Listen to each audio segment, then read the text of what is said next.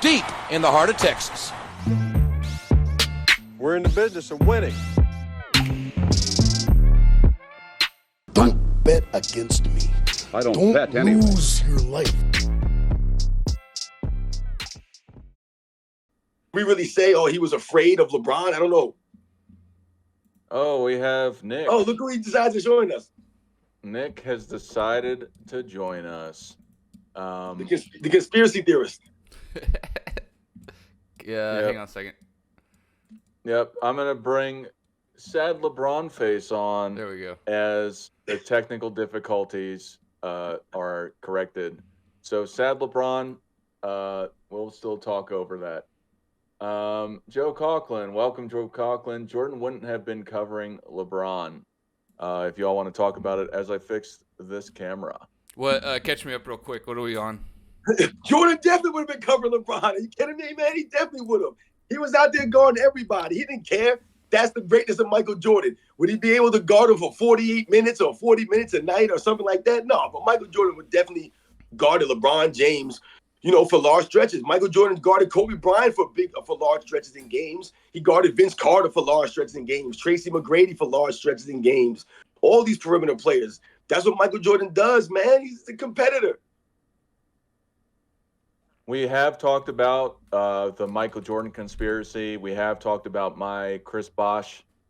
He made up like two conspiracies, Dart. He made up one about LeBron James knowing about Chris Bosh having the blood clots, and he had psychic powers and things like that. And the aliens told him that Chris Bosh was going to have blood clots, so he went back to Cleveland. Went back. Yeah. But now we were just talking about Kareem and Bill Russell. Do you think that Bill Russell left the NBA because Kareem was coming, and do you think that he was possibly scared of Kareem? Nah, he played Wilt. I don't think he'd be scared of Kareem. Yeah, right, that's what I said. Yeah, I mean, yeah, I don't know. Wilt would have to be one of the scariest dudes to play, I would imagine. Dude was an absolute monster. Yeah, I think that he might have been scared of Kareem, is what I'm saying. Because, that was your conspiracy theory? Yeah, dude. Oh no. Frickin'. That's shot fired at Bill Russell, man. Wasn't he pretty old at that point as well? I mean, he was already on his way. Remember, he was right? coaching too. He was playing and coaching. He was doing everything. Yeah.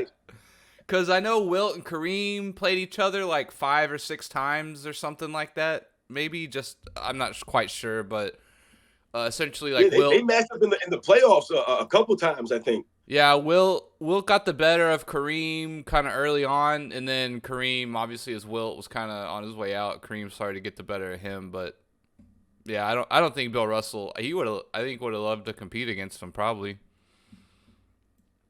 Yeah, I'm not all the way sure. Joe Coughlin says Kobe, Vincent, and Grady aren't 6'9", 255. Russell retired because Heinsohn and Sam Jones retired.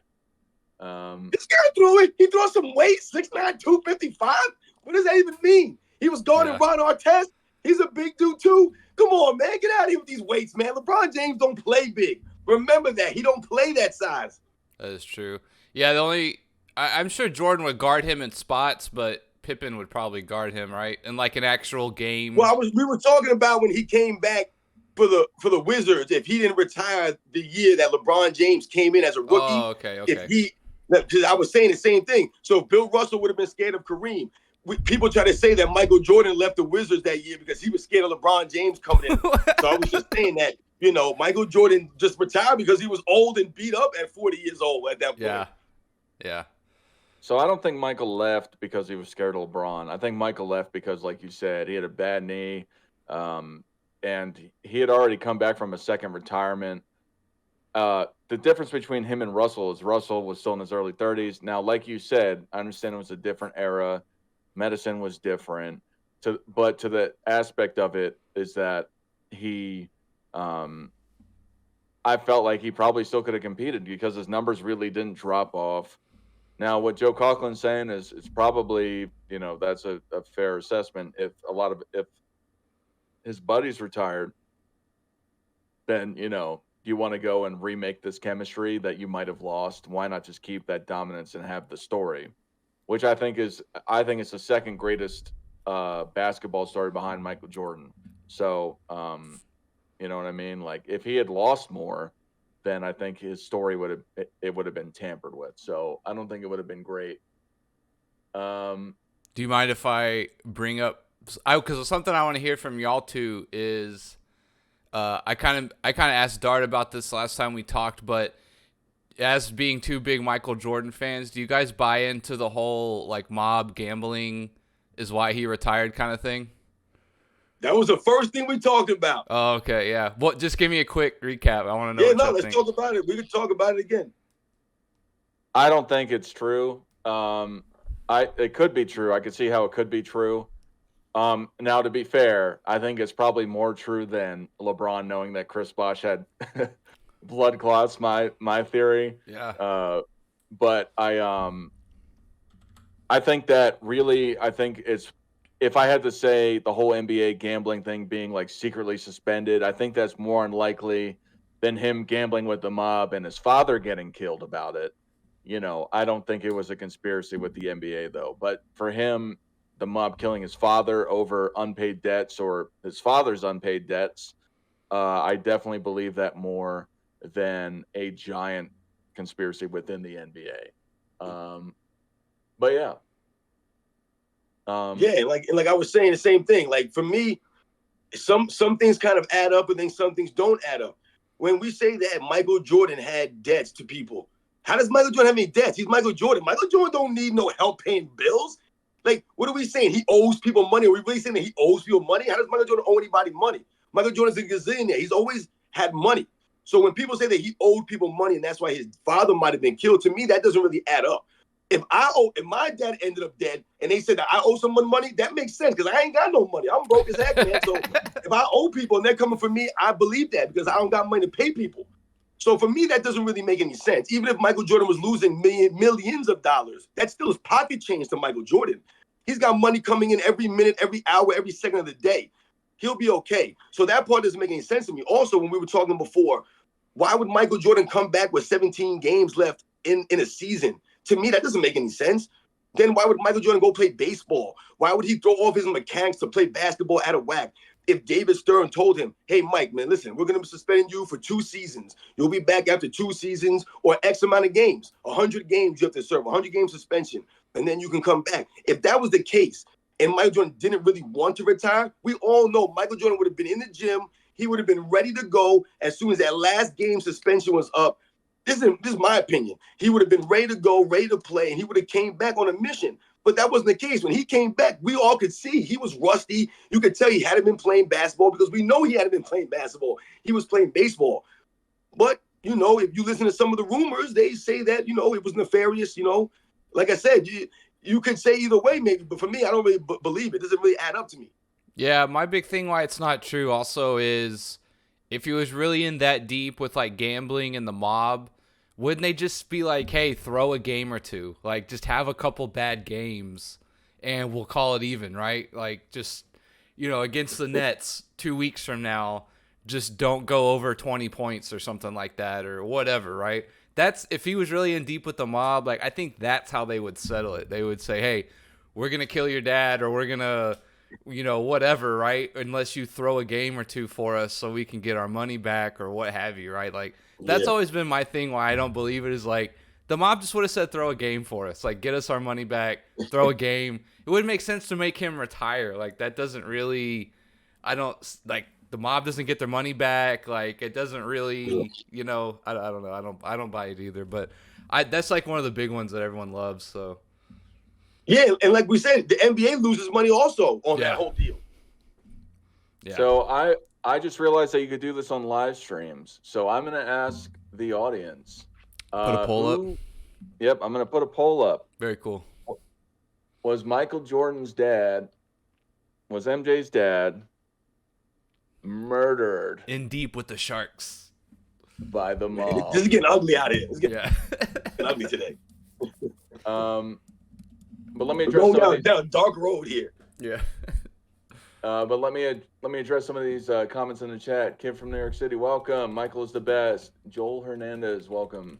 Joe Coughlin, you thinking Jordan would cover 18-year-old LeBron is totally hilarious. Ren Sports, welcome Ren. The refs and Timmy D throwing the Dallas series against the Rockets. He retired because Hakeem was coming. He didn't want to get smacked. Joe Coughlin, if Jordan is covering LeBron, who's covering Ricky Davis? Maybe, I don't know, Jordan's dad had the debt and didn't tell MJ. Jordan came back because he didn't want to be part of the basketball or baseball player strike. He said that.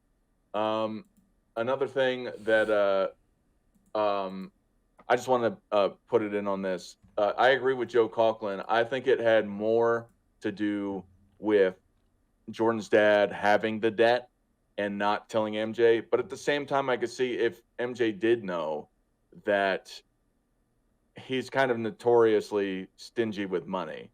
Listen, Joe Coughlin has no credibility. He's lost all credibility as far as I'm concerned. This man literally just said that Michael Jordan was guarding Kobe Bryant, Tracy McGrady, and Vince Carter, right? These guys, but he couldn't guard an 18-year-old LeBron James. Really? That's what we're saying here? You put those guys who were in their prime, so to speak, at that time, in the same breath as a rookie LeBron James who didn't even make the All-Star team, who shouldn't even won Rookie of the Year that season.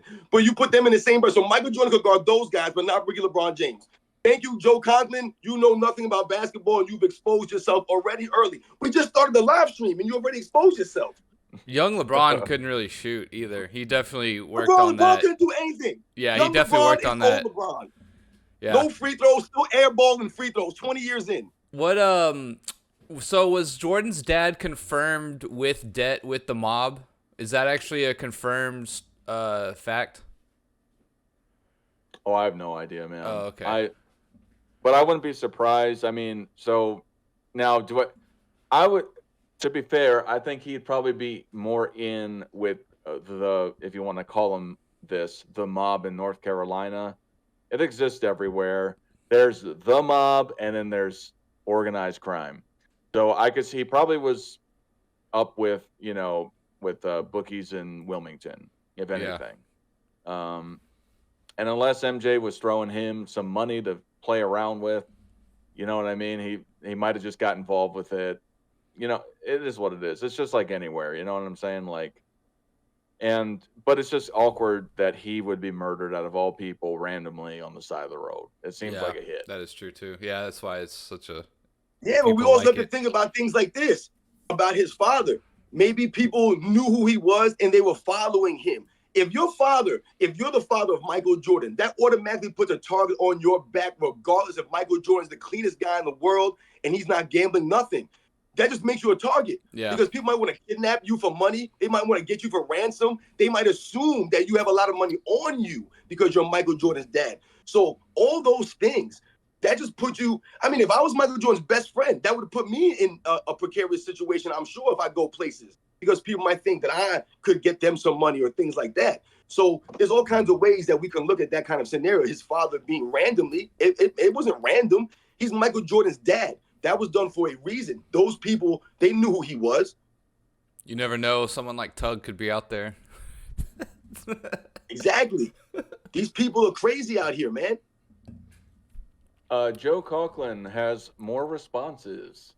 Joe Coughlin, if you would like to call in, I'm sure everyone would appreciate your presence. Ooh. So this guy never played basketball before. There are these things called positions.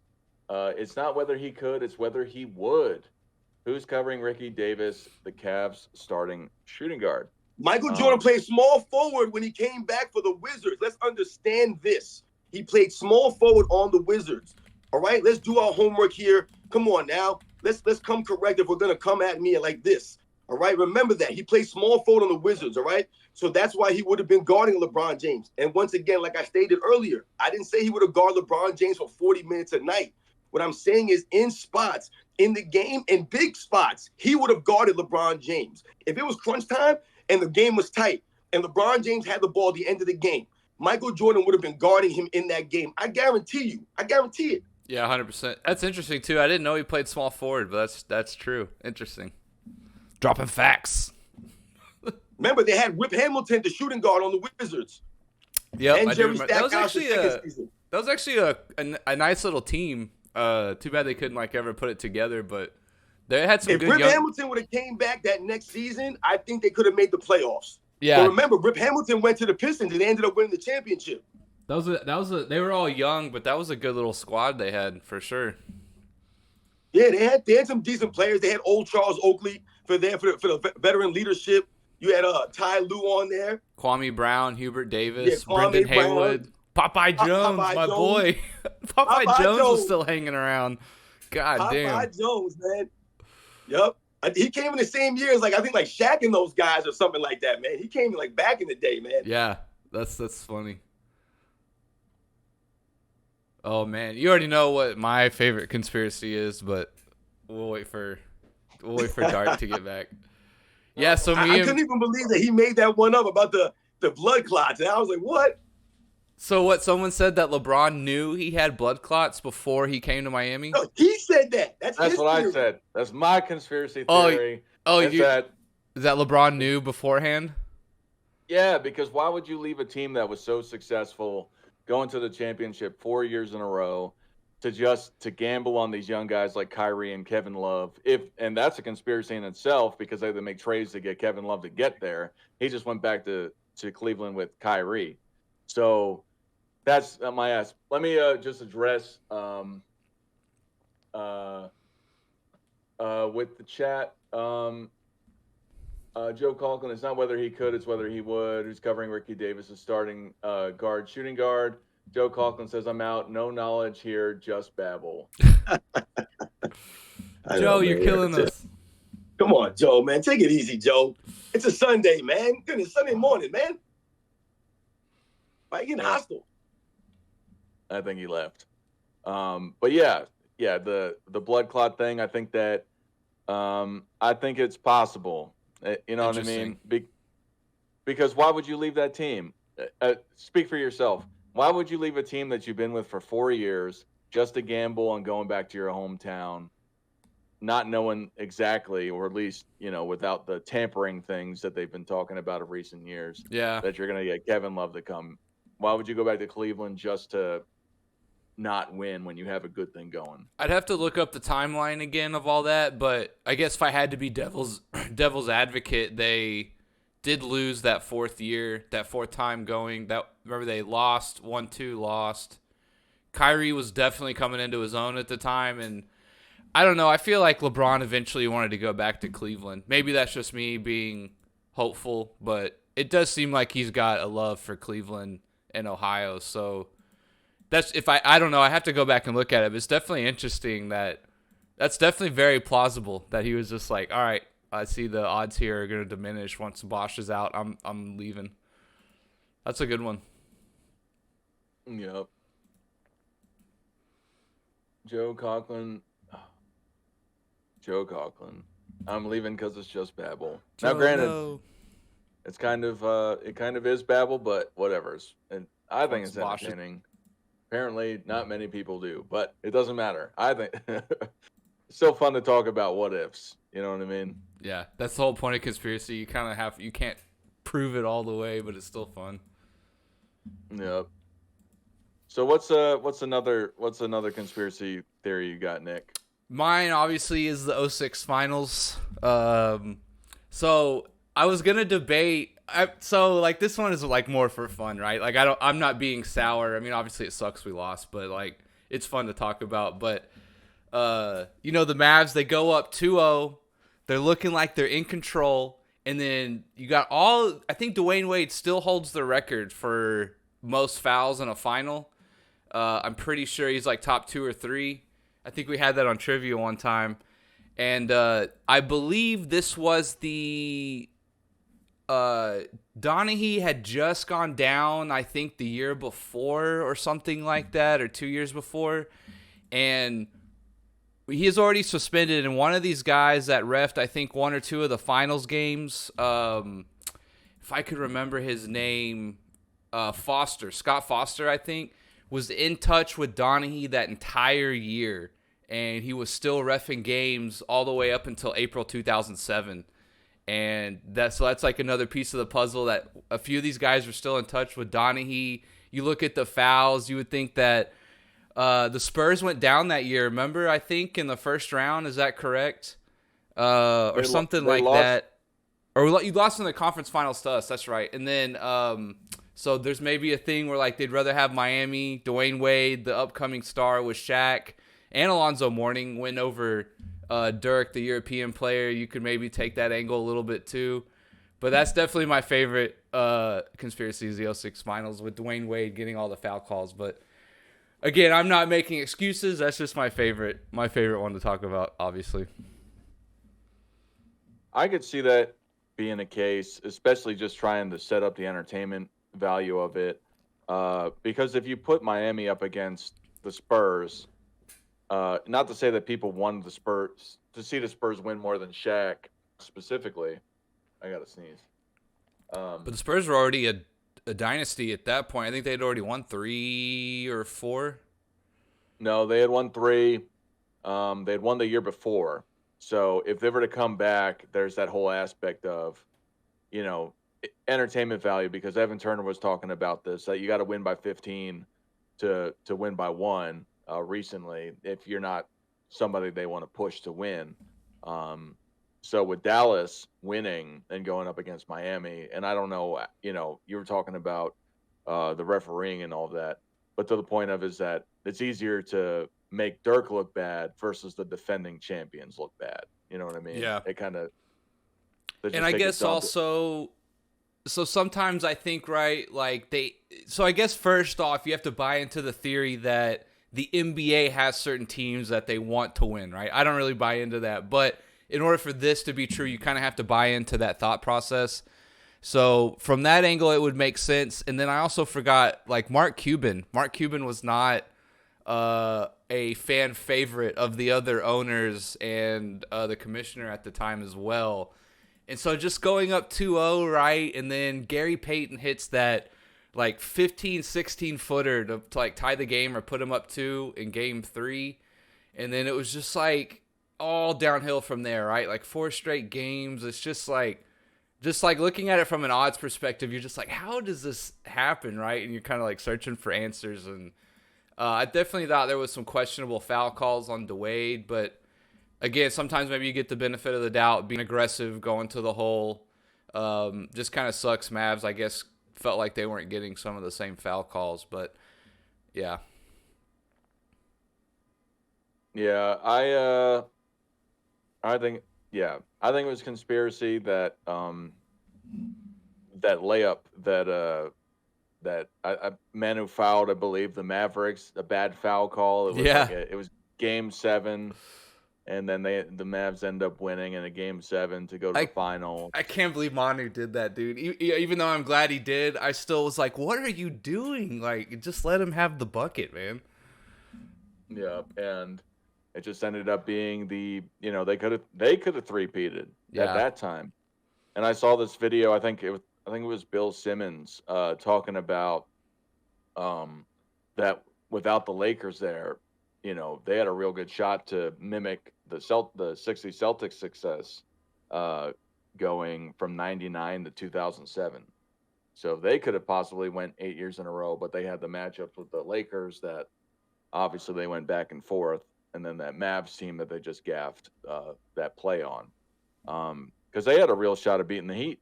I think they had a better shot of beating the Heat than the Mavs did. Oh, yeah, for sure. At that time, you guys were definitely – yeah, you guys were top dog. That's why it was so crazy we beat you in the conference finals before that. That layup by Dirk, like, dude, I don't – besides maybe the 2011 finals, I've never, like, yelled so loud and jumped so high that I can remember when he made that layup on Manu.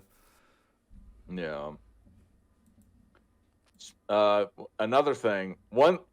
So talking about conspiracy, that Kawhi shot in that game 7 a few years ago. The baseline one? About the baseline, the baseline, the corner 3. Mm-hmm. When Joel Embiid and the 5 bounces to just roll in the basket. Yeah. That makes me think it's a video game. Because it's magnets, bro. It's magnets. It was magnets. They just switched the ball out for aliens went and they dropped it in the basket. Just the Monstars. No. That was a crazy game. Crazy shot. but that reminded me of my reaction. The two worst reactions I had was that game because I was so hyped because I had a wager involved with it, and then that happened. So I didn't like smash my phone. I was in my kitchen at the time, and I was watching it. I was just standing up in the kitchen on the countertop, and I saw him make that shot, and I just like slid my phone into the wall of the countertop. I didn't break my phone or anything. Yeah. But I did that and just walked away. I'm like, geez, man. That's I'm tough, like, bro. Yep. And then the other one was the Ray Allen shot in 2013. Both of them I watched live. God, 2 corner threes, bro. That one, in a way, was worse because, for one, it was Game 6, and they pulled Duncan out with they were up by 12 with a minute left or something like that, and they got the rebound 4 times in a row because LeBron chucked it up. I think Wade chucked it up. Somebody else did, and then Ray Allen finally got it, and dude, it was just terrible. That's what y'all get for that Sean Elliott corner 3 hit against Portland. That started the whole dynasty. Yeah. Freaking that. Yeah. I don't know, man. But what about Robin's? you, Robin? What's yours, Robin? About what? You have a conspiracy theory, or did you just do the Jordan Mob and his dad one? Yeah, no, that. I mean, listen, there's other ones that we could talk about, mention, but I was telling Dar early, man, I never really got involved with these kind of things. I try to ignore this stuff, man, because like I said, you could go down the rabbit hole with a lot of these things, man. It's crazy, some of this stuff, man. But when you guys were talking about the 2006 thing, but listen to what some of you guys were saying. You guys were talking about some of the big shots that these guys were making, some of the big plays. And even if we wanted to say, maybe some of these games are rigged by referees or things like that, or maybe they favor one team or another, at the end of the day, these guys, these players, they're making plays out there. If they're getting free throws or they're getting fouls, so to speak, they still got to make some of these free throws. The refs can't make those free throws for them. Dirk has to go out there and make some of these plays, and Dwayne Wade has to make some of those plays, and Tim Duncan has to make, some of those plays, and Manu Ginobili, some of those other guys you were saying. So, sometimes I think the same thing. Maybe it seems like they're getting favored. Like even this past season, I feel like the Lakers, these guys were getting all the foul calls at the end of the season. A lot of people were complaining about the Lakers always shooting 20, 30 more free throws than the other team. Are they favoring the Lakers? Are they favoring LeBron? Because like you guys were mentioning, it's better for the ratings to have LeBron James in the playoffs going against some of the younger talent in the league now. And, so yeah, sometimes it makes you question this stuff. I have one for you, Dart, maybe that you know of or don't. So the 2014 finals, there's a theory that the Spurs cut off the AC because they knew LeBron was prone to cramping. Do you believe that?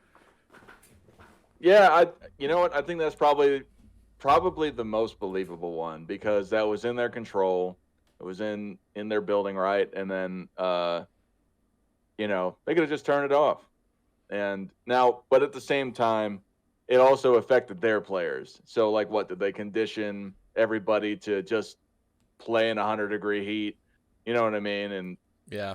So, they were grown men. They weren't babies. That's what LeBron James is, a baby, man. That's why no one else was bothered. No one else got carried off. Because LeBron, that was the third time he got carried off the court with cramps. He got carried off in 2012, I believe, in the NBA Finals. He got carried off. He got carried out, I think, in 2009. So there were several times he got carried off. So if that was a conspiracy theory, maybe it's also about the conspiracy theory that he's doing other stuff off the court that might make him prone to cramping and things of that nature. Yeah. The whole roids thing. I did a whole video on LeBron and roids I put out a couple months back. Yeah. Yeah, that's a big conspiracy theory going around now. I believe it. I personally think, I guess this is my biggest conspiracy theory. I think most professional athletes, if I had to guess, if we take the big 4 sports in America, I would say probably over half of athletes take something. Adderall, an EPO, something that improves your endurance, or just straight up roids or something. I think if we're going to go as low as Adderall, I think easily over half of professional athletes take something. That's just, these guys, I mean, I understand, they're already world-class athletes, but those guys are so competitive to get an edge, all kinds of stuff. I think, and by the way, to be that genetically gifted also is you're already looking at like a small percentage of people, you know, like do all of them naturally just genetically gifted like that, or do they have a little boost along the way? Like, if I had to put like my mortgage on it, I would say over half of professional athletes in football, basketball, probably even soccer and baseball are on some kind of, if Adderall is like the low bar, I think over half of them are on something. I think, yeah. And people go and they say they have USADA and all these governing authorities saying, keeping up on them. But the thing with that is that why would you go and why wouldn't you let it happen? So what do they call it? It's not a drug test, it's an IQ test, because they'll go and they'll let you know when they're going to be testing you and everything like that. There's a window where you got a time to go and wane off of everything. Yeah, I covered that in my video too. Is like they give you, again, it's a heads up. You're largely tested in the off season. There's usually no more than like 2 tests a year. And this guy went back, the video I was covering on LeBron using steroids, he goes back and he looks at like since 2015 or something, or like the last 10 years, he goes back and looks at all the people who have been popped for like USADA drug test failing. And it's like a lot of it's marijuana, some of it's other stuff. So like they're not even really, like, when was the last time you heard of anyone really, besides like the whole baseball thing, like guys regularly getting popped for steroids, right? And you know these guys are on something, right? There would be more than what we have. So like it's definitely, you're right, it's an IQ test. They give you a big heads up. It's usually planned, predetermined, all kinds of stuff. So I think most roids are out of your system in like 2 weeks at the most. So yeah, I definitely think there's a lot of funny business going on with that kind of stuff. I've never used roids, so I don't know, but yeah, it's funny saying roids. Like that you have the street knowledge of it. Yeah. No, I've never used any I guess largely illegal PEDs. I think the biggest PED I've taken was I had a pre-workout that had a mixture of creatine in it. That's not, so that's fine. If you call creatine a PED. No, your body makes creatine. Yeah. Creatine's also like the most studied performance enhancing substance on the planet. It's 100% legal and fair to take and everything. Yeah. Other than that, I've just taken protein shakes and vitamins. Not the Hulk Hogan vitamins. Real yeah, eat your vitamins, brother. Oh, man. So, let me just address RC. Welcome, RC. LeBron threw the series versus the Celtics. He literally gave up, and a year later was a heel because Delonte was poking his moms down. I firmly believe it, although it's always been allegedly. I like to not believe that conspiracy theory. If it happened, I think that's just really low class of LeBron's mom. Like, yeah. You know what I mean? Like, you could go and have, I don't want to say she can have any man, but like, why would you do that? A lot of dudes. I feel like it definitely happened. I feel like it definitely happened, because how many other times have you heard this rumor with anybody else in NBA's history? Yeah. This is the most weird, strange thing I've ever heard in my life. It's like when you hear about a teacher and a student in a school, and you're like, that really didn't happen. That can't have happened. It really did. I guarantee you this happened, guys. There's no way this is a fake story. Yeah, and like it seems like LeBron didn't really like Delonte or something. Like it definitely seemed like they didn't get along. The man ended up homeless. Yeah, dude. Yeah, Delonte came to the Mavericks for a while. Theory? Yeah, it's really Did LeBron sad. James have him kicking out? Yeah. He's in with the real estate industry and everything to make sure he can't get a man, house. They took all his money away. Fed him crack. Yeah, it's really sad what happened to him. I hate seeing that kind of stuff. Yeah, that should never happen to a professional like that. Yeah. I mean, it's on him at the end of the day, but like it's still really sad to see. To be fair, it might be karma, Who knows? How you gonna do Shots fired. Yeah. You heard it here, West. Or first, Dart said Delonte West deserved it. Put it on a headline. Karma. If he did it, you know what I mean? Yeah, I think he kind of deserves it, man. That's really low Yeah, You they know? both. Yeah, they both are. Yeah, disgusting. Yeah, it is bad. It's bad. Yeah. Speaking of another terrible situation, I don't understand why the Lakers drafted Scottie Pippen Jr. and they traded for his mom's ex-boyfriend. I think they're not on the same team anymore right now, but they had Malik Beasley, who was dating, if you want to call it that, Larsa Pippen, and Scottie Pippen Jr. were on the same team. It's just kind of like, dude, like, and because Malik Beasley is not an older guy, he's in his 20s too. When like, was dude, this? I think it was last year or the year before. So, dang, I didn't even know Scottie Pippen's kid was in the league. Yeah, I remember that. Didn't he come in like around the same time as Shaq's son? Yeah. I think they both are in the LA Lakers G League team. Okay. So what? Apparently Malik Beasley was with Larsa Pippen too. Yeah. Oh, yeah. There's dang. pictures in. Yeah. Okay. I had no idea about that one. That's juicy. But to be fair, LeBron's mom is not Larsa Pippen. So Larsa Pippen puts herself out there doing all that craziness. Yeah, that's what I mean? That's messed up, dude. Like, God, sometimes I feel for Scotty. If he hadn't been dogging Michael so bad, I'd have a lot more sympathy for him. Yeah, and I mean, I do have sympathy for Scotty. I do. So I'm not defending what Scotty's doing, but I understand why he's upset with Michael. And he Over also specifically Pippen's ex, or like over their legacy?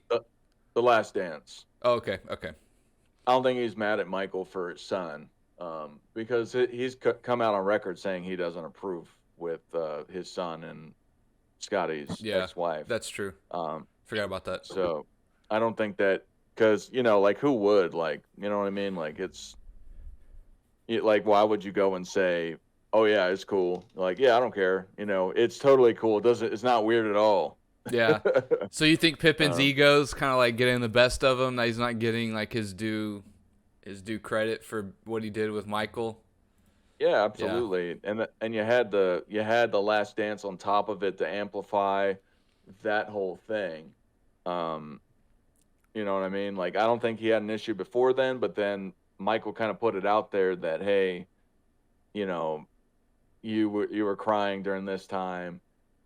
Now, granted, it's entertainment and everything like that, and Scotty was trying to sell a book, so it's even more contentious. So who really knows if he actually feels that way? You know what I'm saying? Right. Yeah. If it's all a play, then good on them. They got all of us fooled. But yeah. I can see. So I think, honestly, the big thing that drives Scotty crazy, right, is not necessarily getting credit, because what he did on the floor, you can't take away from him, right?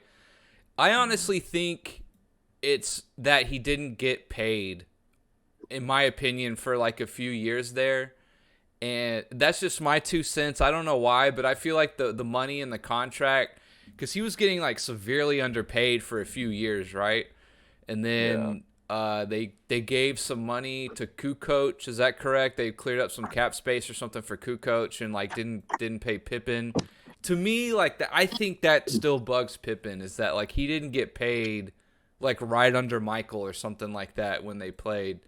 Because, like, nobody really, like, it's kind of like what Charles said. It's like, are you mad that you didn't win a ring? He's like, nah, man, like, I left it all out there. I have nothing to be ashamed of, that kind of thing. Like, I don't think Pippen's mad about when people say, like, oh, Jordan didn't need you. I don't think that bothers Pippen. I think it's kind of like the point of, like, I should have got paid more than this guy and that kind of thing. For whatever reason, I think the contract situation, like, is kind of the root of, like, shit that bugs him. And it's been festering for a while.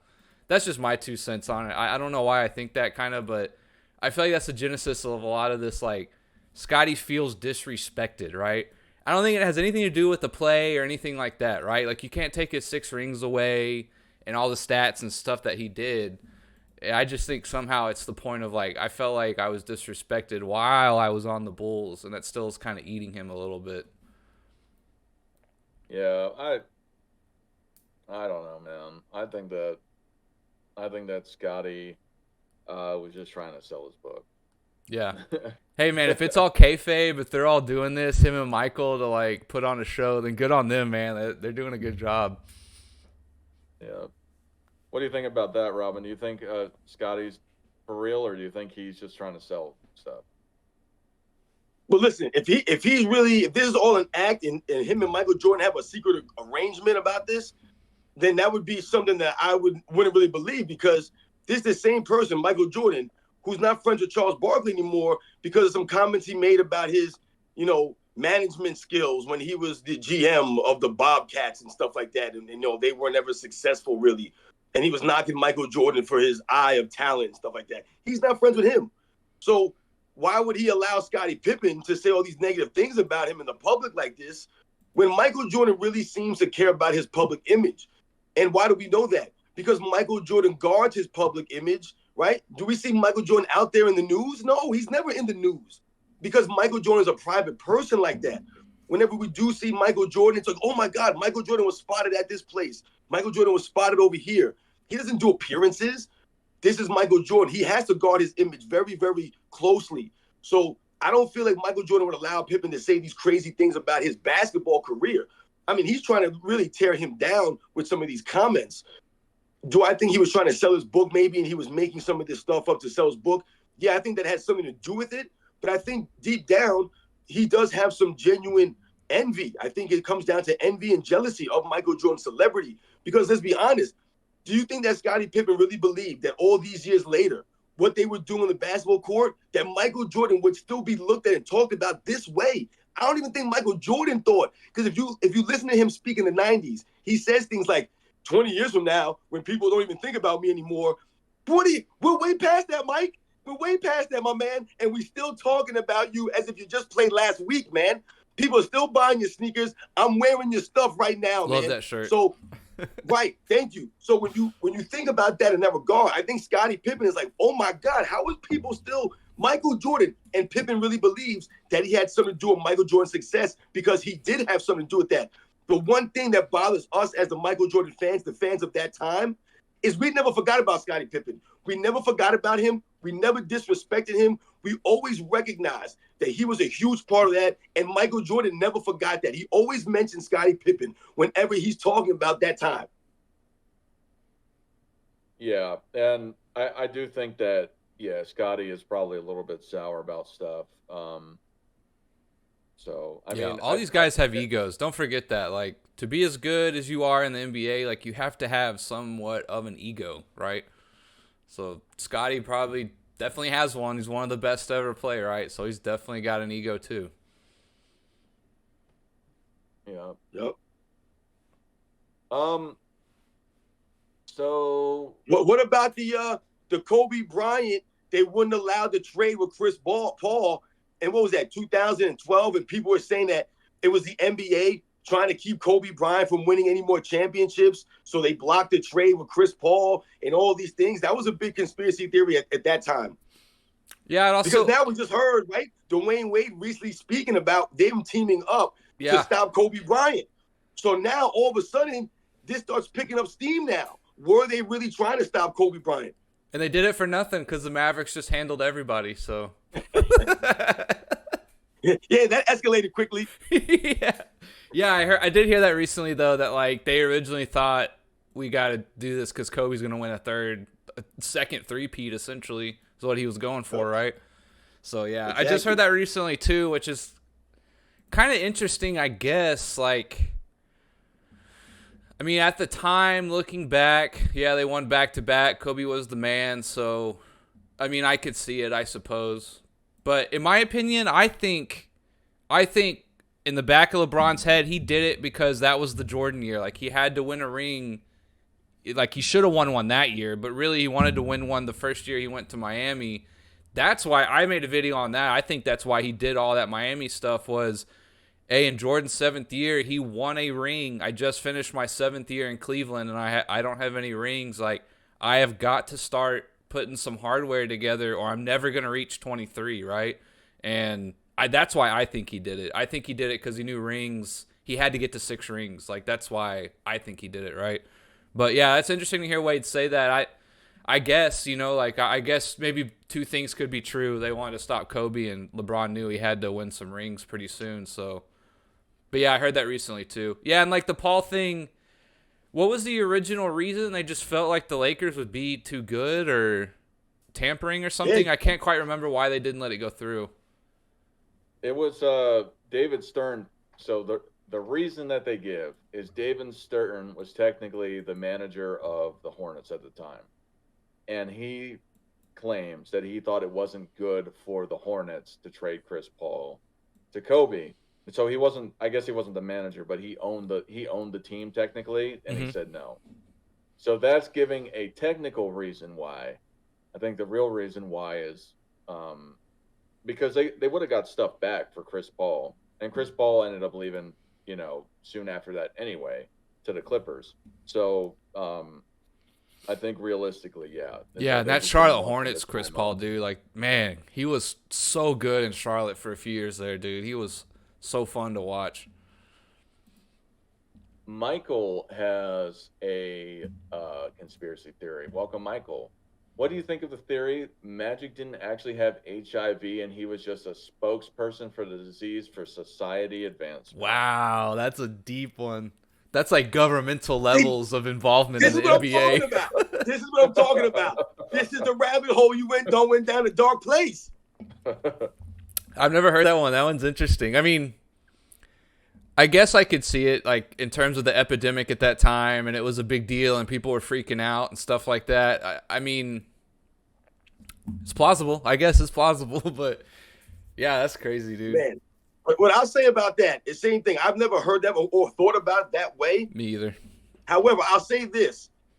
If we think about HIV at that time, right, the late 80s, the early 90s, right, there was a very negative stigma around it that only a certain kinds of people were associated with that HIV virus.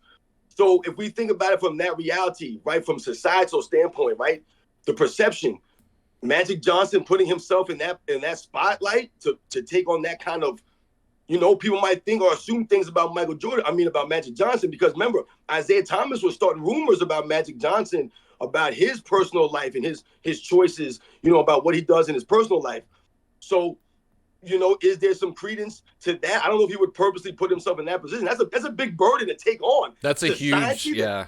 To be the spokesperson for the HIV and AIDS in the world. Yeah. Ooh, that's a lot of responsibility. That's a lot of pressure, man. That's like if Fauci played in the NBA or something for COVID and then being like, hey, while you're dropping 30, could you also could you do some social awareness for us?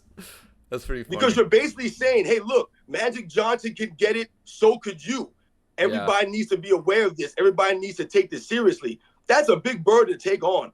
If you're just, faking it, you know what I'm saying? Yeah, for sure. Yeah, if you're faking it, yeah, that's a hard front to put on for years and years. To today, right? If it is still true. Because now Magic Johnson is an inspiration to these people. Yeah. I personally think, like in the South Park episode, that he just injects his bloodstream with money. I think that's what it is. He's got something down because, man, he's definitely aging pretty well, all things considered. And I won't go down that rabbit hole. I hear that just in general as a diet-wise, having a high alkaline diet specifically for that is good to counter it.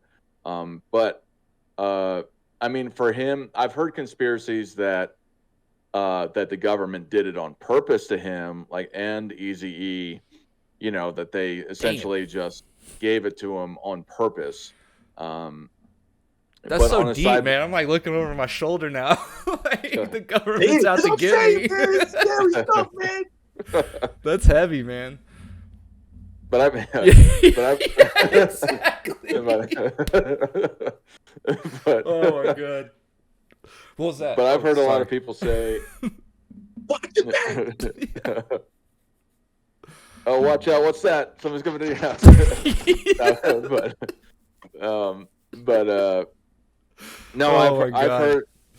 I've heard a lot of people talk about trying to attack Black culture specifically by doing things like that. And just to talk about the Isaiah Thomas thing, not to really go down that rabbit hole, but I mean, I'm sure you guys have seen how they greet each other sometimes.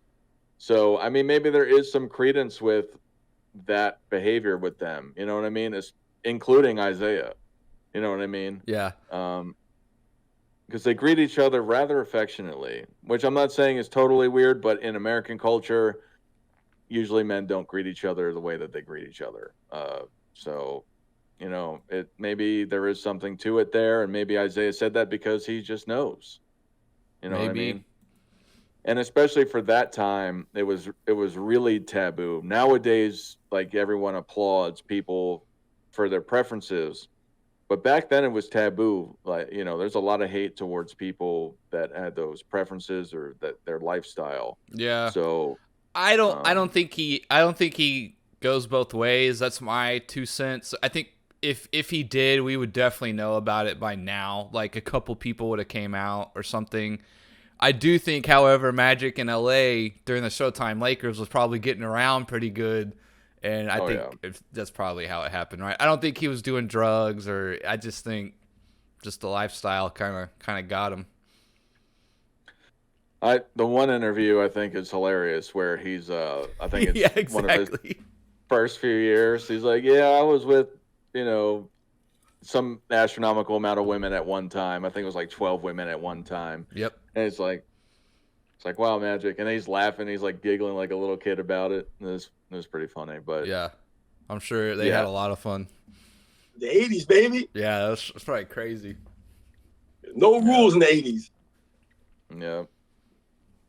And then, I mean, like, and I'm not saying Magic was using drugs, but back then it was a lot more acceptable. So he was probably at least with women or whatever. People who had, for sure. That's what I was meaning. Like, yeah, he was definitely in that lifestyle for sure. So I have an interesting one, a little lighter topic that I came across, and that is, I don't know if you guys remember Ryan Anderson. He played maybe like 5 years ago or something. A little bit of like I think he's like kind of like a stretch 3 or 4 kind of. But there was a theory that Ryan Anderson sucked at shooting in red arenas because he was colorblind. And that was like a big theory because they were looking at splits when he played like the Hawks or something. And then it kind of got debunked when he actually played with the Rockets and like his numbers didn't fluctuate too much. But before that, I guess he had like some really uneven shooting splits, like when he go to red themed teams or red arenas like the Hawks or something. And apparently he had really bad away shooting splits at like red colored teams. And I thought that one was really interesting. I never thought about colorblindness playing basketball, right? Like what would that look like? I would think that would affect your depth perception a little bit, right? I think that would be pretty hard. So being a colorblind person myself. Oh, you are? Dang, that's crazy. Yeah. I have a condition. No, I'm just kidding. On a sidebar before I get into my explanation, I don't understand the videos where you see people crying when they get the color correction glasses. My brother got them for me some years ago. And you see all these old men crying and like breaking down and like falling to the ground. And I put them on. I'm just like, everything's just brighter. Yeah, like, you know, if colors just pop, that's it. I'm like, I'm expecting like some mind blowing thing to happen, and it's just like, well, 4K is just really vibrant. Is it possible to only see in black and white? Is that a thing? I don't know. I don't think so. Okay. I think because. For color blindness, for the red and green, it's a certain receptor certain receptors in your eyes that don't work. So, hold on one second. Come on. Yeah, that's why I think they have those. Those are the colors, right? When you have to try to find the number in those dots and stuff. Yeah. I think those dots are red and green, right? Yeah, a lot of them. Well, I guess I was thinking about the glasses because I was thinking, I guess if there was a thing where people didn't see any color and then those glasses let them see color, I could see that being. That would be crazy. I could see that being a pretty like emotional moment kind of thing. But yeah, if it's just like this red thing now looks green, I don't see how that's gonna like you know, it'd be like, okay, that's what it actually looks like. But So And I'll just say yeah. real quick, the other one is you were mentioning how like people break down. Like you ever see like people when they get hearing for the first time? That one I could understand, like hearing your mom or someone like speak to you for the first time and you hear them. That would be pretty. That'd be pretty intense. I think. Like no matter who you are, that'd be crazy. Yo, man, we don't realize how important our senses are Yeah. until even one of them is messed up. You know, during the COVID thing, my taste sense was all jacked up, and Yeah, I just heard something that. that you don't even think about. Eating food became like I didn't even want to eat sometimes. I was like, I didn't want to eat because there's no taste to anything. So you take these things for granted. And if I had to pick a sense to lose, taste would be the last one that you would think about. You want to keep your eyesight, you want to keep your hearing, you want to be Yeah. able to speak and things like that, right? Would you Even want to lose your smelling, sense of right? smell, Yeah. right? Like, think about all these things. Yeah, for sure. With the colorblind thing, just to go back to it, so your color receptor, it doesn't pop. So red and green, they kind of blur together. So there's certain receptors that differentiate it. So it kind of all blends together, but you can tell the difference if it's not mixed together. So, if you're taking like, if you're looking at a basketball court and let's say they got red lines for the 3-point line because he was a 3-point shooter, you could tell that that's a red line, you know what I mean? Unless it's red and green together, you know what I Okay, mean? And that's it's interesting. mixed in funny. You can tell it's a different color. It So, like, looks similar. if you're looking at a Christmas tree, all right, with like red lights, you're saying that would be really hard to like differentiate the red lights from the green tree. So think of it like this, like the color test. That you've seen with the numbers. You got to read the number off of the colorblind test. It all just mixes together. That's it. Okay. With the red and green ones, it doesn't pop. Like simply, it doesn't pop. So if it's all mixed together, and because those shades, they keep the same shades. So a bright green and like it's. I'm probably not explaining it well, but it'll mix together if it all is in similar shapes and everything like that. But if you go, it's for me when I think of things like, let's say, like a traffic light, I think of I look at the bottom. Like I go and I say, well, the bottom one is the go. I don't think to look for the color. So sometimes I've actually jacked up. I've actually ran some red lights before. Damn, dude, when that's when they're like scary. the sideways ones, when they don't really have like, Oh, yeah. okay, well, yeah. Yeah. So sometimes I'll run those lights on occasion. Sometimes But they even have like red arrows too, like don't turn right now, right? And like I could see you coming up to a there's the turn and green be like, arrows, well, but it's an arrow, let's go.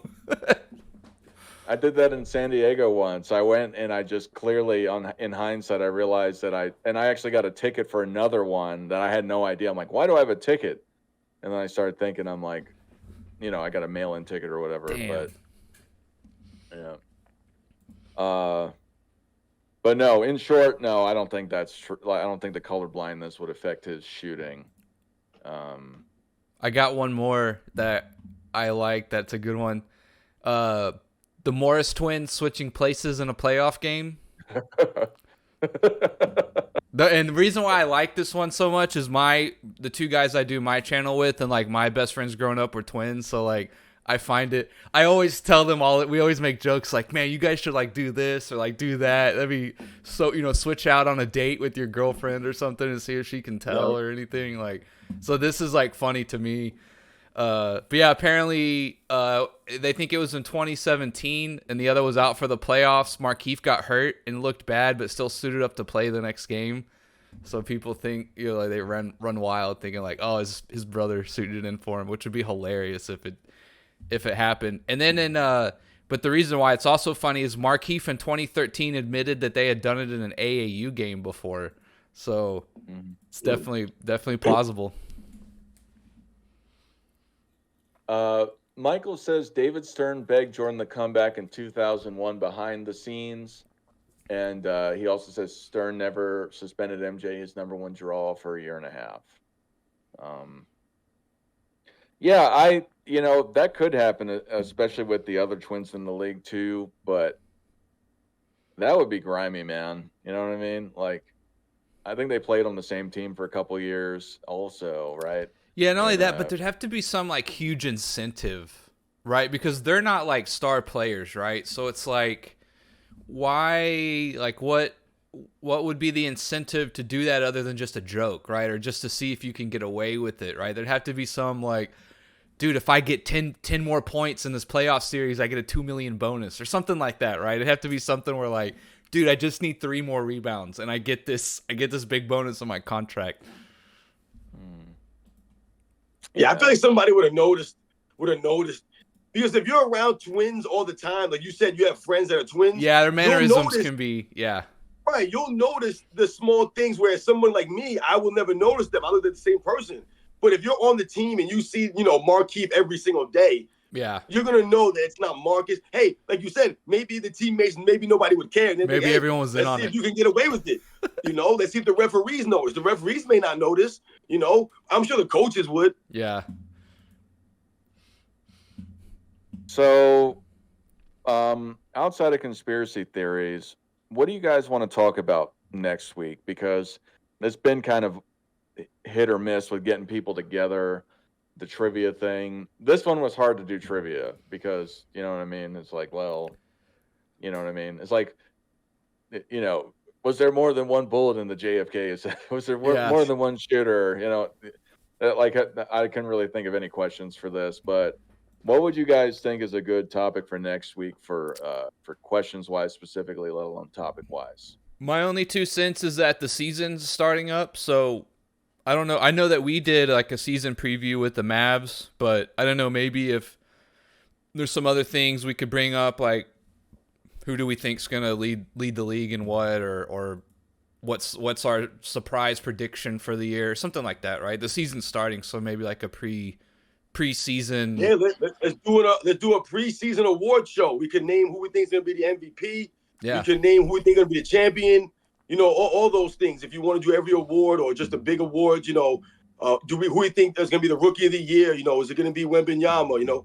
I would be down with that because I was going to say the same thing. I was going to say we should do a season preview because the season getting ready to start. So I think Nick is on the money. All right, let's do it. Yeah. And then, Robin, are you going to be in this fantasy basketball league? Yeah, I'm in it. Okay, cool. All right. That's in what? That's on a Sunday. I've never done fantasy basketball. This is my first time doing this. I've only done it once before too, so but that's 2 weeks from now around, let's see, 11, so that's 7 p.m. Eastern. Yep, I'm going to live stream that as well. Cool. So we'll see how that goes. Nice. I mean, I think it's going to be entertaining, but we got the full league. We got 20 people. I've never done a league so big. Me neither. So is that a lot? Is that a lot? Yeah, I think so. Like your average fantasy football league is 12 people. I think fantasy basketball is largely kind of the same. So 20 is almost doubling it up. I like that though. That's cool. Nice. Yeah, I like because I tried to make it. I made it as big as possible, and I thought because you go and you play fantasy football and you play fantasy basketball, and you get like the teams are stacked when you got 10. Like you really just can't have a bad team. Yeah. This one you got to pick right because if you got the first overall pick, your next pick isn't until number 40, or you know what I mean. Or, after round 3 or 4, the pickings are gonna get pretty slim. You better do your research. Yeah, for sure. So, and I want to cover it every week for every game. Do a live stream with that as well. And I think it'll be funny because I know not everyone is going to play regularly, so I think that'll just be jokey. You know what I mean? Somebody's going to come out with an ACL tear. The whole team's going to be injured. They're still going to be starting them. Yeah, that's true. Like you kind of want to tell people like take it somewhat seriously, but yeah, the only thing about fantasy basketball is I think you have to adjust your lineup every day. Is that correct? Kind of. You don't have to because you could preset it. But if somebody gets injured or doesn't play, then, right. You're out of luck. So, but I like it. I liked playing in the past. I haven't played it in some time. But it also helps for you to keep up with what's going on in the league too. 100%. Yeah, I like because I like betting on football and I do fantasy football, and yeah, definitely doing one helps the other for sure. Yeah, and fantasy football, I feel like you don't really got to pay attention that much. Because, Yeah, you just 11 a.m. you go to the computer on Sundays and you're like, all right, let me put my lineup. That's it. Yeah. Michael says that Kobe was, I think, set up in 2003 to make LBJ the face of the NBA. Ooh, that's crazy. Y'all think it was set up? Kobe was set up? You talking about Colorado? His case, Oh. yeah. To like I'm make. saying, man, it's craziness, man. That's This is all crazy, bro. Stuff, man. All this stuff is nuts, man. Because I never even thought about some of these angles.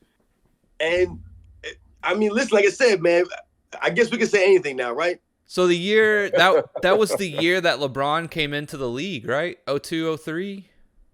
No, he was his first season 03, was 03, 04. 03, 04. Okay, so that happened. Okay, But that was that the off season of 2003? was it the I off remember season? it I thought it was was during the season or like early on or something, right? Because he wasn't an away game or Yeah, something. so it might have been before the season, the 03, 04 season, maybe. Okay, that's a good one. I kind of like that one, to be honest. That's crazy, man. Yeah. Yeah. That being said, like, I know we rag on LeBron a lot. Like, I don't really like LeBron. I think he's a great player. Don't get me wrong. But like, one thing I will give LeBron a lot of credit for is like staying out of trouble. And I think he's a good dad as far as I know, right? Like, he's been with the same girl, I think, since like high school or something, or like, I don't know what he does when he's traveling on the road or whatever, what their rules are, but like, I will give LeBron credit that, like, for all the pressure he's been under and like spotlight and all that, he's kept a pretty clean record, which I think should definitely be somewhat commended and applauded, as much as I don't like him. I wouldn't have a beer with him, but I do got to give it up that he seems to be a pretty, like, he seems to be walking the walk a little bit with that off the court stuff. So, Oh, speaking of LeBron, here's one. Do you think that this isn't necessarily conspiracy, but it's kind of conspiracy? Do you think that LeBron James is a compulsive liar? Because you're talking about having a beer with him. Because he's done some questionable things where he'll be like reading the book, like he's always reading the first page. They ask him what he thinks about a book, and he's like, yeah, and then just doesn't actually answer the question. He's like, yeah, it's a great book, I've read it before, and yeah, Malcolm X is a great guy, yeah. Yeah, like, not giving any details. That's what I'm saying. Like, I don't think I would like to hang out with LeBron. I don't think we'd get along very well. I think his ego and his image makes him do things like that comes off like a little douchey, kind of like a little, you're putting a front up a little too much. Like, don't forget, bro, like, you came out of high school playing basketball. Like, you're a basketball player at heart, right? You didn't even go to college or anything. And like, I'm not saying you can't have an opinion, but when you start coming out with books and you're, and it's like you're trying to put that facade on so hard. Yeah, I hate that, dude. I can't stand that shit, man. Like, it's okay just to be a basketball player and be like, I don't know, I don't have an opinion, or like, just if you're gonna say something, have it thought out. But like, when you're on the bicycle and you're reading the first page like 4 times, you get caught. It's just kind of like, I don't know, man. I can't take you seriously anymore. Like, in terms of like, you're a philosopher, right? I'm not gonna go to you for any opinions. We're philosophizer now. Yeah. Yeah. Don't forget you're 6'9" with the 40-inch vertical, right? That's why you're famous. You know what I mean? Shit, man. I think the funny thing, my buddy Steve, who's come on the program before, one of the things that he thinks is the funniest things that LeBron did is when he's describing how he knew that Kobe was going to get 81 that night. So he's like, I don't know if you've heard him say that story. I haven't heard that one. God, that's so bad, dude. Oh, man. So he's like, so my buddy Steve just was ragging on him so hard it was funny. Or how he's from Go ahead, sorry. He's just mumbling. He's just mumbling and bumbling and trying to explain it. You can tell that he's just making up every word that's going next. He can't even say it right. Oh my God. Yeah. And my buddy's from LA too, so he freaking, he loves Kobe and everything like that. But LeBron was getting interviewed about Kobe, and he's like, "Yeah, I was just sitting around, and I just knew Kobe. He was just going to score 60 that night." And then he's like, he got to 60, and he's like, "I just knew he was going to score 70 and just more." And it's like, you know what I mean? Like, how are you going to predict that, man? Yeah. Like, come on. And he like, did the Migos thing too. Remember that one? What's that? No, what's he that was one? like, I was listening to Migos in 2001 or something like that, but they didn't actually even drop their first record until like the next year. You know what I mean? He was like, I knew the Migos were going to be huge. And I remember listening to them back in 2001, and people are like, their first album was 2003, but like, he always gets caught in stupid shit like that. You know what I mean? That's what I mean. Like, he lets he thinks so much, I think, about what other people think about him that makes him do stuff like that. And it's like, dude, like, it's okay to just chill. Like, just be you, man. You don't have to, like... He is a narcissist, man. He is for real. He loves that attention. 100%. This goes to why he can't retire. He won't retire. He can't be out of the spotlight. He feels as if he retires, we're all going to forget about him. He's going to fade away. He can't... It was like Tom Brady. He had a similar a way about him. He needed to be in that spotlight. He needed to have that attention. He needed to be known as, a football player or a basketball player. LeBron James, he loves all the attention, man. That's what all this is about. Him reading the books, all that stuff he does, it's all for the attention. He'll be telling the story about Kobe Bryant scoring, but he's trying to tell the story in a way that it makes him look like he's cool. Exactly. You know what I'm saying? Like, that's how it comes off of him. Yeah.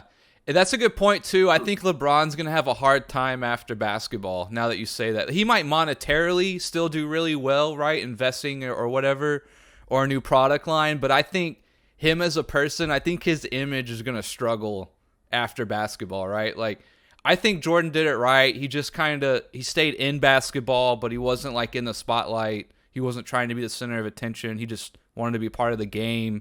He doesn't really comment on stuff. That's always been Jordan's kind of MO in terms of like political, social stuff. He doesn't like to get involved, which is fine. Whatever you do, that's your thing. That's your thing. But yeah, I think LeBron's going to take some image hits after the league in terms of, I think he is going to get political, which, whatever. That's not here nor there. I'm just saying I think he is going to get political. I think he is going to like shoot off at the mouth a lot and say things that get fact checked or people run the tape back or bring up receipts or whatever. I think he's just going to get himself in a lot of like situations where people are like, wait a minute, like let me run that back and let me look at that. And he's going to end up, I think, kind of biting himself in the butt a lot. No, you're right, Nick, because the problem for LeBron is, like you were saying, like, he needs that attention to satisfy him. He's not enough, without that. Where the funny thing is that Michael Jordan doesn't chase the attention or seek the attention. He doesn't need it, and yet he has it. LeBron James seeks it and runs for it. So like you said, when he retires now and he has to be or rely on other things, his personality, his swag, he don't have the swag of Michael Jordan. He don't have the personality of Michael Jordan. Michael Jordan doesn't really try to be liked, but he is liked. LeBron tries to be liked by everybody. Yeah. And yet he still just doesn't have that level of respect that Michael Jordan does. Yeah, that's a good point. Michael says 100. LeBron James is a snake of a salesman. Snake oil. LBJ and Steven Seagal should make a movie called Hard to Believe. Dude, Seagal, hilarious. Another funny character. Oh, I love Seagal. Seagal's my favorite action actor. But what can't he do? Let's start with that. I love Steven Seagal too, man. I always love Steven Seagal, man. He does talk a little crazy. He talks real negatively about a lot of the other action stars of my childhood. Yeah. So it hurts my feelings a little bit. But yeah, I ain't messing with him. One thing he can't do nowadays is get up from his chair. But that's yeah, I've seen that where he like shot a movie where he hardly moves. Yeah. Yeah, he was beating up that guy. All of his movies go right to Netflix now, or Amazon Prime. That's so funny, dude. No, I do love his movies though. But yeah, he is definitely a funny character. Dude, Exit Wounds with DMX, like that's a banger, bro.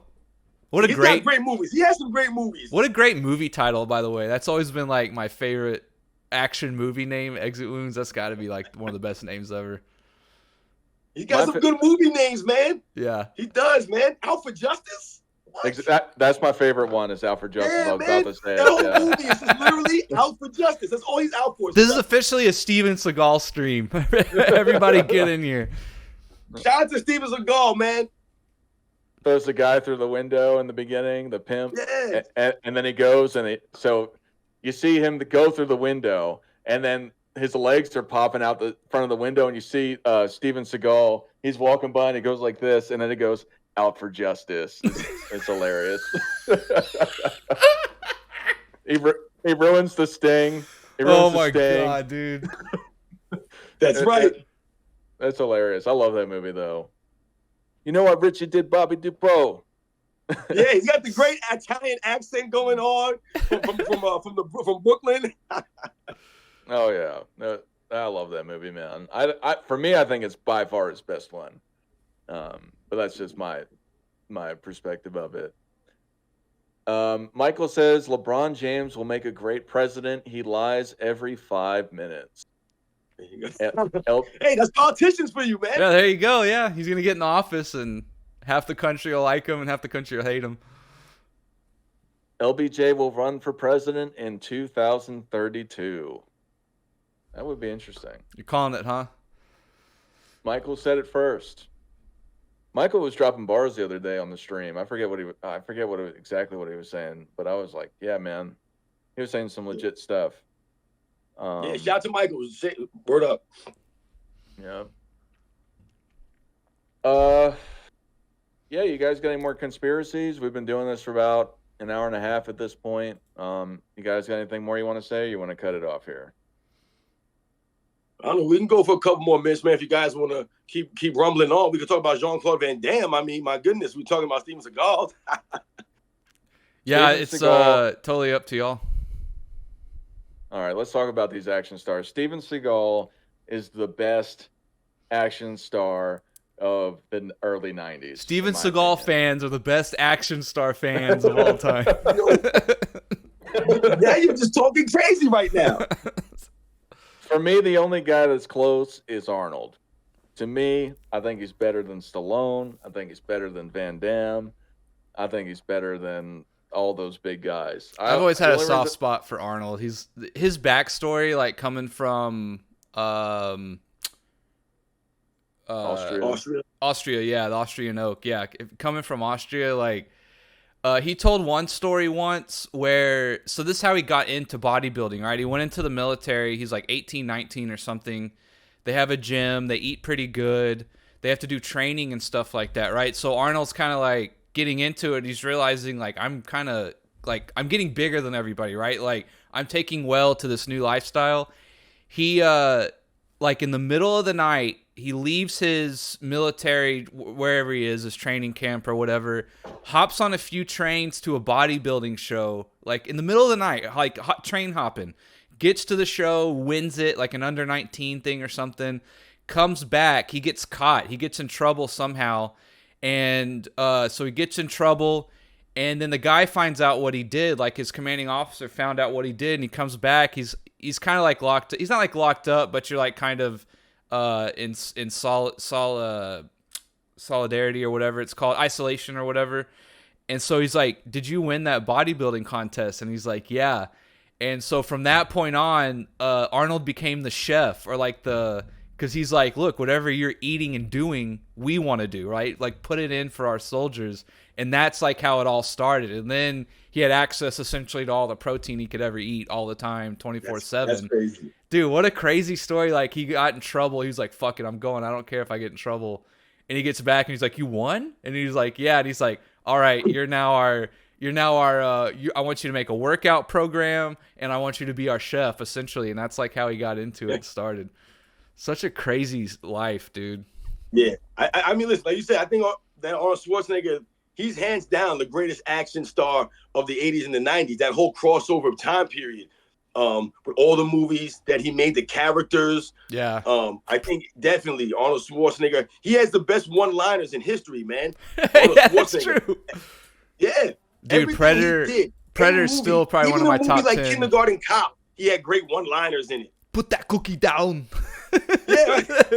It's not a tumor. Yeah. Right? get to the chopper. Yeah. You know, he obviously has the "I'll be back," the classic line. But everything that there was this movie called The Eraser, right? And at the end of the movie, which is one of my favorite Arnold Schwarzenegger movies, and at the end of the movie, the guys get killed. They get hit by the train, right? Their car gets stuck on the train tracks, and the train comes, right? So he jumps in the van, right? And the girl's sitting in the van next to him, Vanessa Williams, and she goes, "Oh, what happened?" He goes, "They caught a train," and then he drives off. Like, see, things like that, man. Only Arnold Schwarzenegger could do that. Now, we're talking about the early 90s. You said that Steven Seagal might have been the greatest of the early 90s.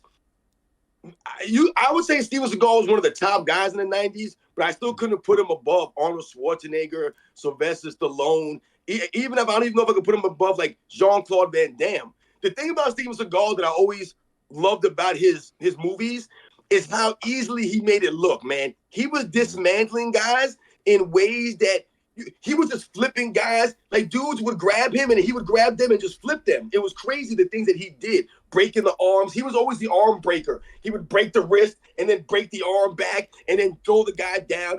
That was the one thing I always loved about him.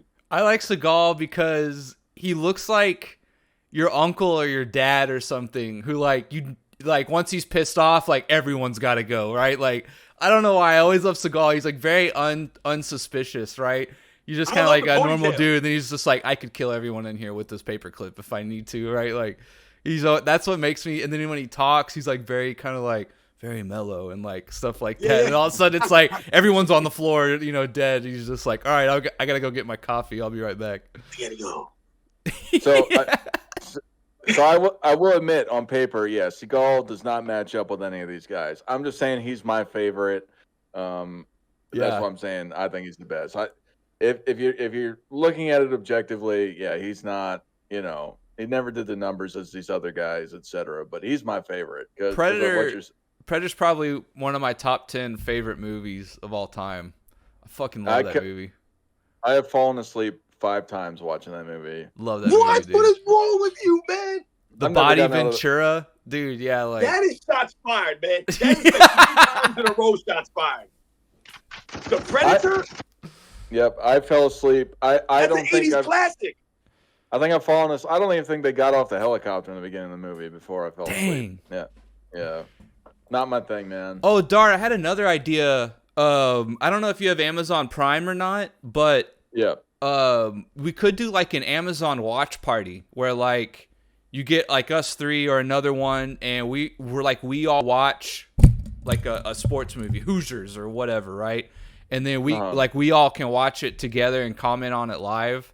And like we can make it a comedy thing or like, or whatever. I think it'd be funny to make it more of like a comedic, like, God, look at those shorts back in the day and stuff like that, But yeah, we could do that too. I think that'd be an interesting idea. Watch sports movies and sort of comment on them. Cool, man. I'd be down that if we did it live. I'm concerned. I don't. The only thing I'm concerned about is copyright strikes. Right. So you don't show the movie. You just see us, and like we're watching Hoosiers on another screen, and you don't even have to play the audio, right? Of the movie, you could just have us, and like we're watching it. Make sure no sound or videos on screen, and really they're just listening to us commentate on it. Okay. Yeah. I'd be down to try it. And the audience can even watch along too. That's the thing. You can put an Amazon Watch Party link in the chat or whatever, and people can watch along with it, so they see what we're commenting on. Okay. Yeah, I think that definitely makes more sense with that. Let me go to some of these. Michael says, I have a theory that Skip Bayless was paid to be LBJ's #1 critic. Seagal does not look like how he sounds. One thing about Seagal, I don't know if y'all have seen it. This is one of the funniest videos I've ever seen. It's talking about how Steven Seagal runs. So it's this guy because Seagal's like 6, like even when he was younger, he was more in shape, but he was never like a big buff guy. But he's a big guy. He's like 6'4". I think I've seen him run before. It's pretty bad. But there's this parody video where it's this guy running around a tennis court. And it's freaking. This is how Steven Seagal runs, and I think in the beginning of it they like talk. He does like a line, and he goes and he just starts running around the court because I think I've seen Yeah, that. Seagal runs like this. You know what I mean? Like he runs like an actual. You can't see it on here. We could see it, but on the thing, he runs like a T-Rex. Like how actually, like if you know what, like if you. So I don't know how much the audience knows about running, but when they tell you to run, they tell you to have your arms limp and like kind of just like not be stiff in your upper body so you don't cramp. But when he sprints, he does this too. So he's like sprinting with his hands all up like here. It's like, I don't know. I think it's funny. I think I've seen that video. He don't do the Tom Cruise run. He don't do the Tom Cruise. Yeah. Yeah. It's hilarious. But the thing about the Skip Bayless comment too is like, I don't know if you really have to pay these guys to like take a side, right? Because they're like trying to get clicks and stuff anyways. Skip Bayless would be one of those guys who'd just be like, I'm going to hate on LeBron, or I'm going to cheer on LeBron or hate on LeBron because taking a side gets me clicks, right? Whichever way it is, right? It's kind of like the tug strategy, right? You know, Skip Bayless, man, the thing with Skip Bayless is that he was just one of the first guys to really call out LeBron James, to actually be critical of him. Because what was it always about? Skip Bayless always said that he should not be compared to Michael Jordan. That was always Skip Bayless's thing.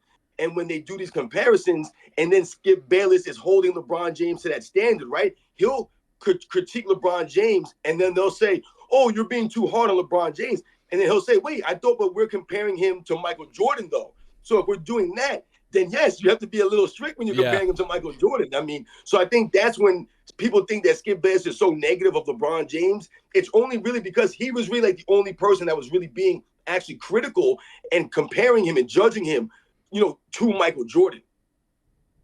Now he's just old and he don't even make sense anymore now, Skip Bayless. He don't. Yeah. I think he should retire. I think one of us should take his spot.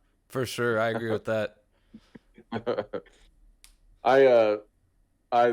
Man, that new Undisputed, I've watched a few of them. I mean, I think they just really got to get it organized. I think they got too many people on there.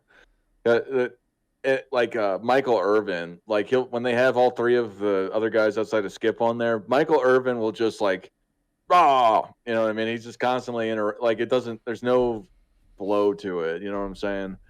And it's kind of, he's crazy. And he don't lost his mind too. Some of the things. Irvin, but yeah, dude. Again, even as a Cowboys fan, he's Michael so Irvin. over the top. Yeah, if he wants to talk about football, I'll listen. But when he's talking about some of the basketball stuff, man, sometimes I'm laughing like, what are you talking about, Mike? Yeah. Yeah. Michael says Seagullism will change the world as the #1 religion.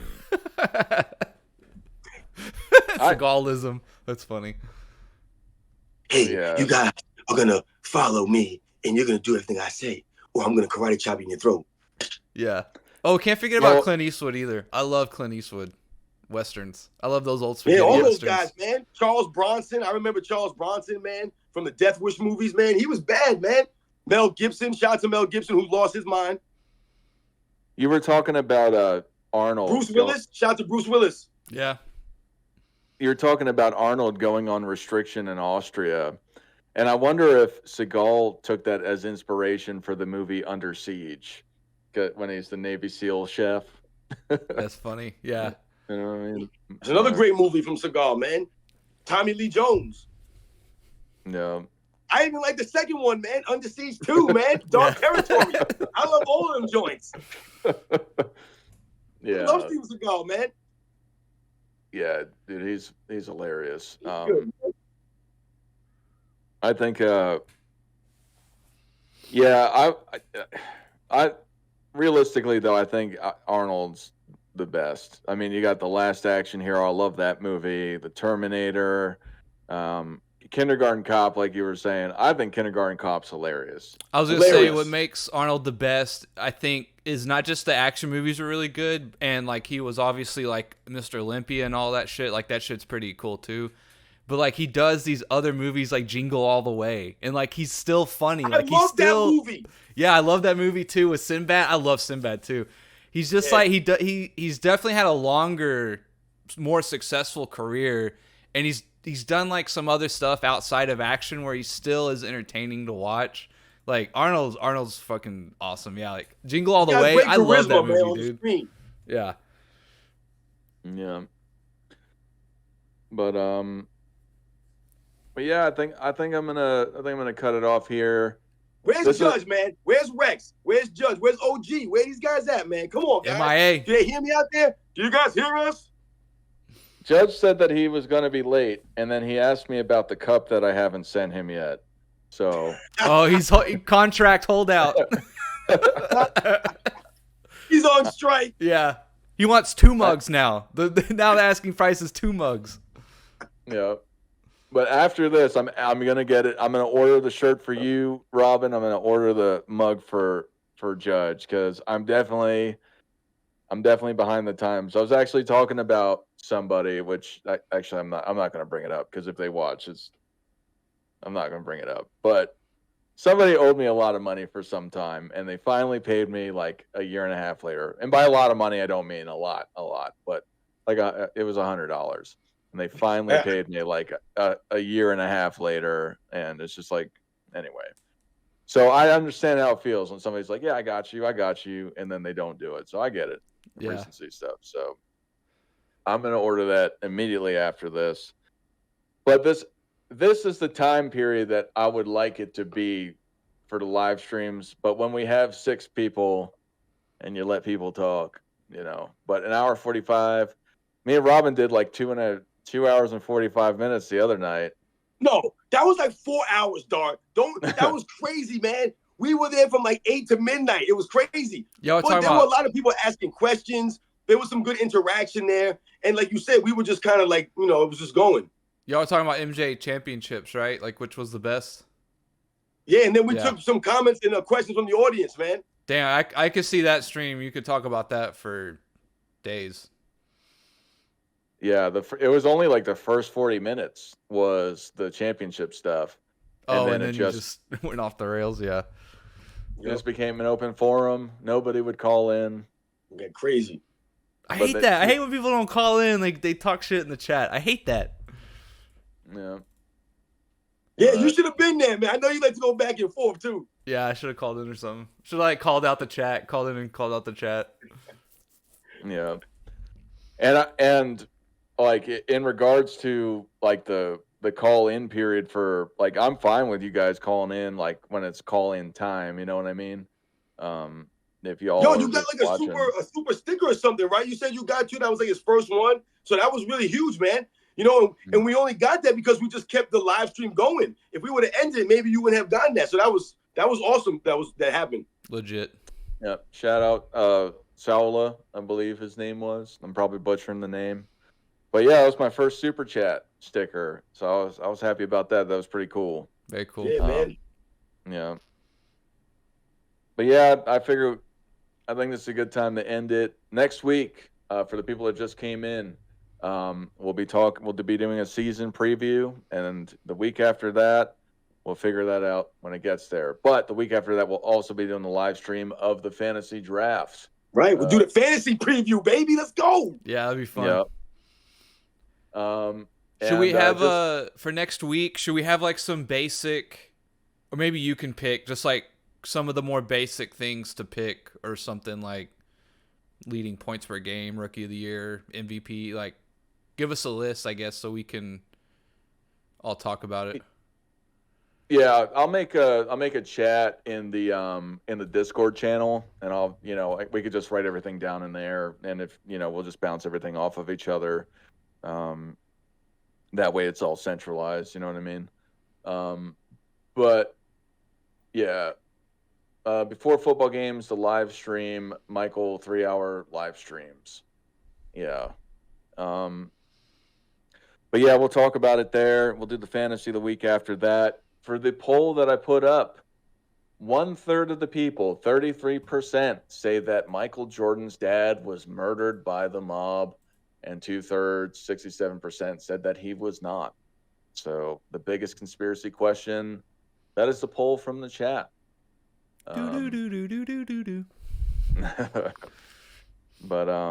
But yeah, thank you guys. For the people that are not tracking who these guys are, NMB Sports and Fitness Rants, they both have YouTube channels. They're mentioned in the title. Go check out their channels if you like them. Subscribe. They put a lot of good stuff out there.